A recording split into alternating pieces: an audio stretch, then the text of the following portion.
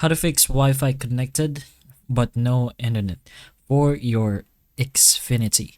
So there could be a few reasons why this could be happening, but in this video we're just going to show you a few common things you could just check out before doing anything more, because maybe you don't have a subscription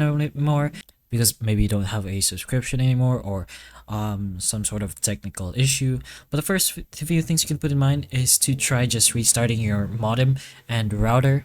So you can go ahead to your modem over here, and then you can unplug your Xfinity XFI or whatever you're using from the power. So you can wait for 60 seconds. You can turn it off. You can just plug it out over here, or you can plug out the wire that you plugged in the outlet.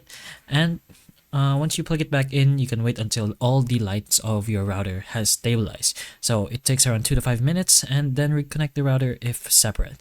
So the fixes will be happening once you have done this reset. But if that doesn't work, you can always check if there's an Xfinity outage. You can log into your Xfinity app if you have one, and see if the service is down. And as your device, you can always go ahead and check, since sometimes the issue is with just your phone or whatever device you can use.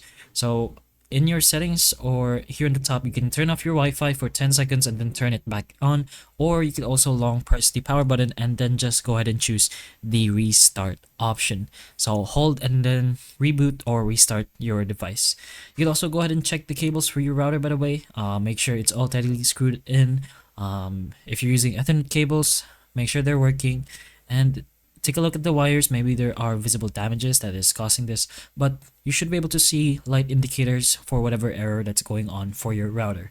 And if it's not the router, or if there's no light issues or giving any signals that the network is bad, then it's usually just your device you're going to have to fix. And most of the time, you can just go ahead and restart your device.